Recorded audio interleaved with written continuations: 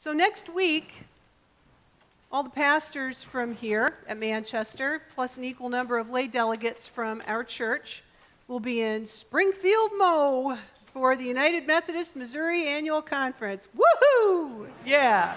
All right. Since the special, remember the special, you do remember the special United Methodist General Conference held right here in St. Louis this past February. Since that time, it's been a particularly stressful time in the United Methodist Church at large. I think most of us are aware of that. Some in the United Methodist Church at large, through the exclusion of certain people, actually desire greater division.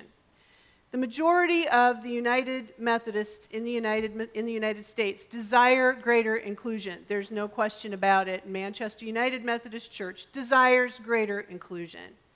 We are all children of God, and of course, all of this goes way beyond the United Methodist Church, way beyond our church.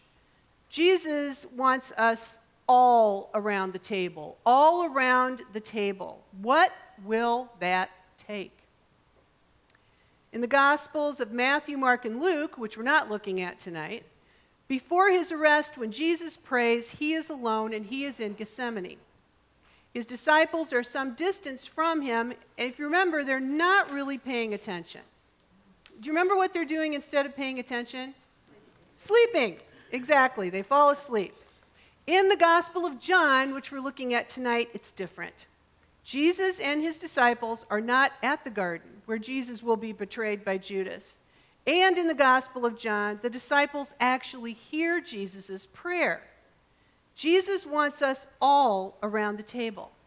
What will it take? Our scripture comes from the Gospel of John, chapter 17, verses 20 through 26. Listen for the word of God. I ask not only on behalf of these, but also on behalf of those who will believe in me through their word, that they may all be one. As you, Father, are in me, and I am in you, may they also be in us, so that the world may believe that you have sent me. The glory that you have given me, I have given them, so that they may be one as we are one.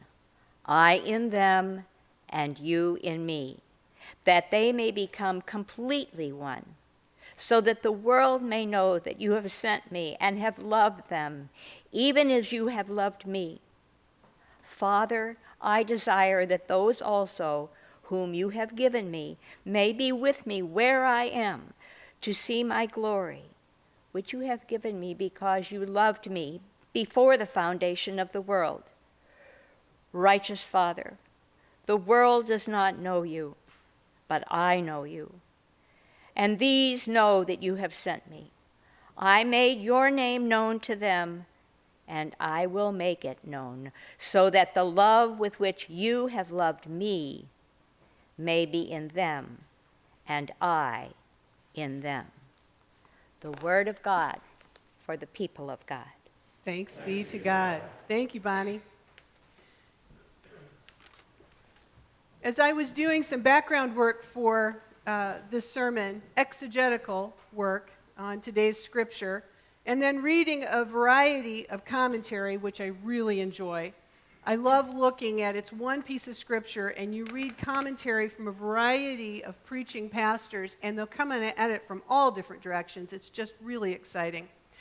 I was really delighted to run into an article related to today's scripture written by Reverend Dr. Barbara Lundblad, who is Professor Emeritus of Preaching at Union Theological Seminary in New York City. Earlier this month, I was in Minneapolis for an event called Festival of Homiletics. Festival of Homiletics, that sounds like fun, doesn't it? Well, okay, a homily is a sermon. So they could have called it Festival of Preaching, but that doesn't have nearly the verve. It's not nearly as intriguing, and I'll tell you what, this event deserves an intriguing name. It was amazing. It was remarkable. And they had just this wide variety of gifted speakers and preachers, and they had them speaking at different times in different places, and there's no way that you could see them all, so you had to decide ahead of time who you were going to see. I'd heard amazing things about Dr. Lundblad, and I had the opportunity to not only hear her preach, but then later on give a lecture. I downloaded one of her books, became a bit of a groupie, you know. She's amazing. She's an amazing woman. And in reference to today's scripture, Dr. Lundblad writes, John 17 brings us to the end of Jesus' farewell to his disciples. The timing's a bit confusing to listeners. We've already celebrated Easter. But the last few weeks through the Revised Common Lectionary, we've gone back before Easter to Jesus' last meal with his disciples. That is kind of weird, isn't it? You know, in the Revised Common Lectionary, and I preach from that, it feels funny because, you know, Christmas falls at Christmas and Easter falls at Easter and everything else is just kind of all over the place. It feels that way. But in December, this past December, I preached a sermon where I talked about the Revised Common Lectionary going back and forth in time, and I compared it to the television show This Is Us.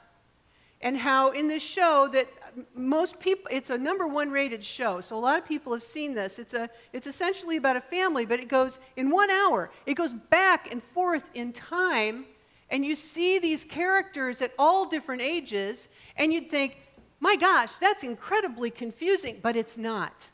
It's not confusing. Once you get the hang of what they're doing, and because it goes back and forth in time, and you kind of see, oh, now I see why that happened. Oh, now I see why that person reacted that way.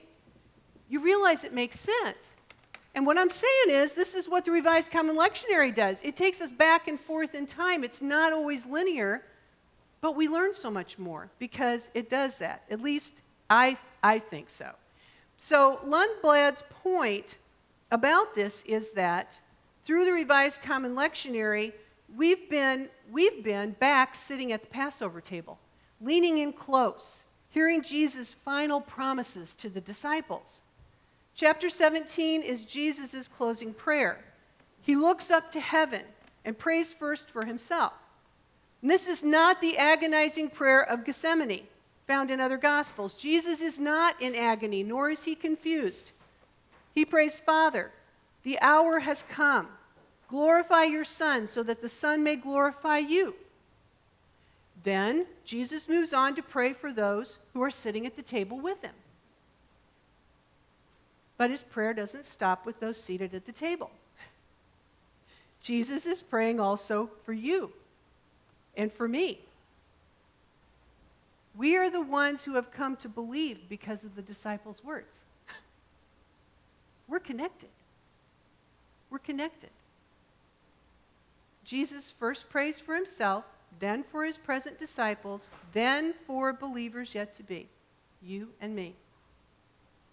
Clearly, Jesus wants us all around the table. This table, the communion table, together in spirit and together in love. And when I say all of us around the table, I don't mean just us. You know that. I don't mean just those already here. That's easy. But those who aren't here. Jesus wants us all around the table. What will that take? Reverend Terry McDowell Ott is an instructor and a chaplain at Monmouth College in Illinois, and she writes, on our campus, a variety of Christian groups and parachurch organizations such as Campus Outreach, InterVarsity, Crew, and the Gideons compete for my students' attention. Some of them work with me, the college chaplain, appreciative of my invitation to do ministry at our private liberal arts college. Others aggressively subvert my authority, pitting themselves in competition with my programs and with the other Christian groups on campus. Christians, especially those of different theological persuasions, don't play well together. Darn it, Jesus, make me sell all my possessions and give everything I have to the poor, but don't tell me I have to get along with that jerk. Maybe this is where this essay ends, with me saying, I'm sorry, Jesus, but I just can't. Do you ever feel like that? when it comes to just getting along with certain people or certain groups of people, if we depend on the feelings of love, if we have to be moved in an emotional way in order to prompt us into an action of love, we are sunk, or soon will be. And don't misunderstand, feelings matter. They matter so much. How many of you are familiar with Myers-Briggs personality profile? Raise your hand. Yeah, quite a few of you. And I bet a few of you could name your letters, too. I mean, I bet you have a pretty good idea about that. There's one of the spectrums is a feeling-thinking spectrum, and that doesn't make them opposites. They're just different ways of processing. And it's not a male-female thing. I think many of us realize that. My daughter and my son are both adults, and they've both taken Myers-Briggs. My daughter leans hard toward thinking. My son leads hard toward feeling. I lead hard toward feeling, It's not a male-female thing. It's just how we're wired. And even so, I do understand that real love is so much more than how we feel. It has to be. Real love is about taking action. Real love is about how you respond in a situation that frankly leaves you feeling anything but loving. You do not have to feel loving to do the loving thing. But you need to be aware as you're making decisions throughout the day, what are those decisions based on? What if love, the love that Jesus is talking about, isn't necessarily about our feelings? I'm not saying feelings are wrong or don't have purpose. Of course they do. Of course they do. And of course, there were strong feelings around that table that night with Jesus. You better believe that. Those disciples' hearts were aching and breaking. You have to know that. Of course feelings matter. However, what if the love of Jesus that he's praying about has infinitely more to do with our actions than our feelings? For instance, we're going to look at another piece of Scripture. I don't do this very often, but this is a touchstone piece of Scripture. And you probably know where I'm headed.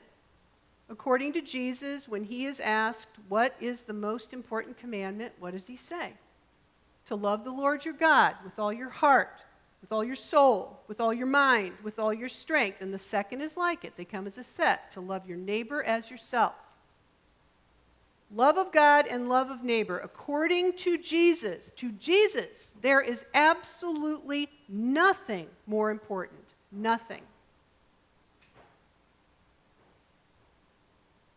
Jesus asks us every day to be aware, to be awake, to pay attention, and to make decisions based on what? Based on love. And every day as a human being, as children of God living in 2019, we are swimming in angry and hostile rhetoric. Hopefully we are not a part of that. Television, radio, all forms of media just breaking people apart more than bringing people together. As children of God, we may agree to disagree. Absolutely, of course. But we may not intentionally hurt, disregard, or exclude. We can agree to disagree, but we may not intentionally hurt one another. Reverend Terry McDowell Ott continues. Jesus wants us all around the table to better articulate our beliefs, to challenge and be challenged, to have the chance of changing what needs to be changed in the body of Christ. May they all be one. Note that Jesus does not pray that we all think and act alike. He does not pray that we all agree or that we ignore injustice. He prays for us to be one, as he and the Father are one. He prays that we be in relationship with one another. But it's hard, really hard, and it's not going to get easier. Did you hear that last part? It's hard, really hard, and it's not going to get easier. Jesus wants us all around the table. What will it take? Where is the love that unites us if not here? Where is the love that unites us if not now? What more can we do? I want to remind you of Manchester United Methodist Church's welcome statement, because this is something that we can do. Listen. We extend God's love and grace to all people. Therefore, as we journey toward a greater understanding of one another, we respect our human family's diversity of age, race, ethnicity, sexual orientation, gender identity, physical or mental ability, family structure, marital status, socioeconomic status, education, political perspective, faith history, and life experience. Amen to that. And I'm going to let Dr. Lundblad have the last word. She writes, Jesus' prayer hangs in the space between earth and heaven, between time past and time present, and a time yet to come. Jesus is praying that we will remain faithful and trust in the presence of the Holy Spirit. And may it be so, and thanks be to God. Amen.